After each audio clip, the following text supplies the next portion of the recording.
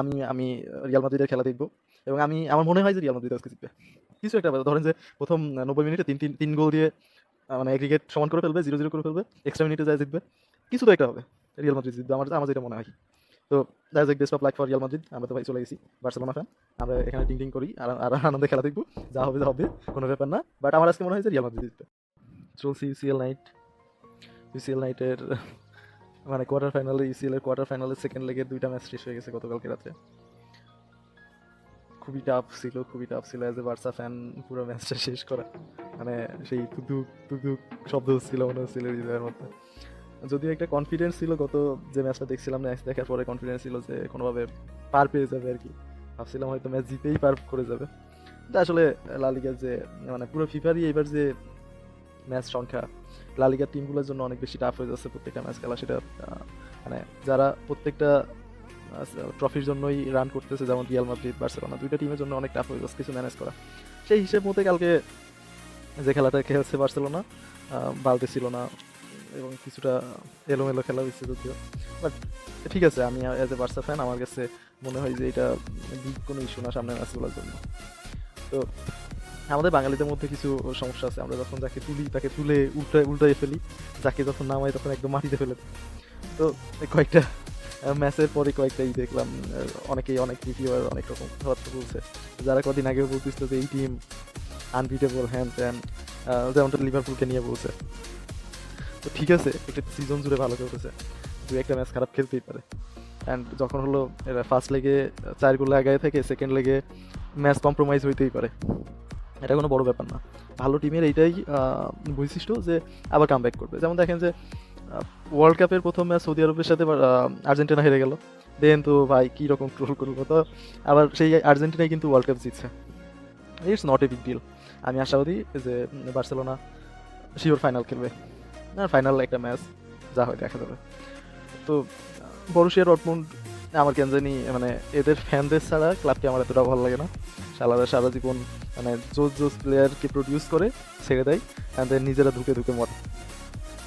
তো ওদের শুধু ফ্যান আর্মিদেরই আমার ভালো লাগে। পুরো দেখলে গ্যালারি দেখবেন যে পুরো হলুদ ড্রেস, তারপরে সেই পতাকা নাড়াচ্ছে সবসময়, সেই রকম চিয়ার আপ করতেছে।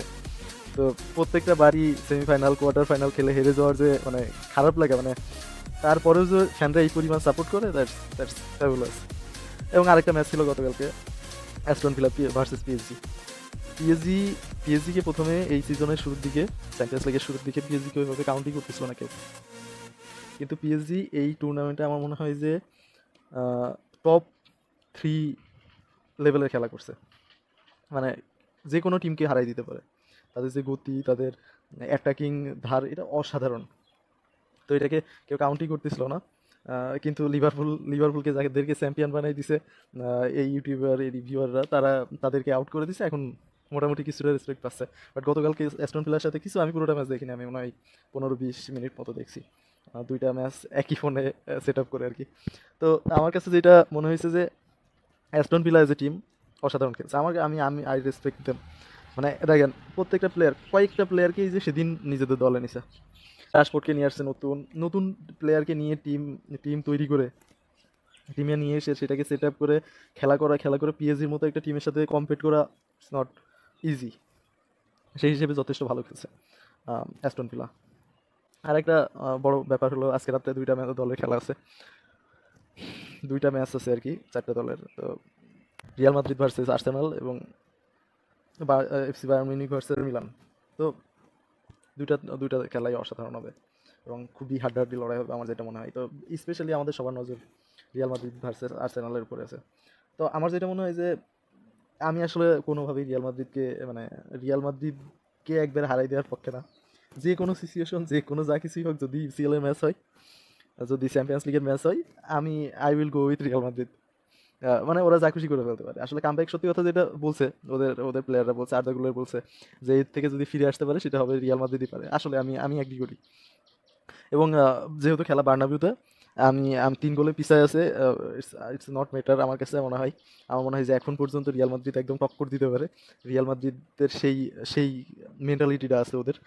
আহ, যদি ক্লিক করে 3 গোল, আমার যদি ইতিহাসে কোনোদিন যদি নাও করে থাকে, করে নাই কোনোদিন, না করলেও আমি আমি আমার মনে হয় যে Real Madrid can bit Arsenal. 3 গোলে পিছিয়ে থাকার পরেও আজকে আমার মনে হয় যে রিয়াল মাদ্রিদ পারবে আর্সেনালকে হারাইতে।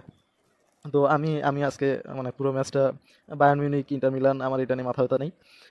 আমি রিয়াল মাদ্রিদের খেলা দেখব এবং আমার মনে হয় যে রিয়াল মাদ্রিদ আজকে জিতবে।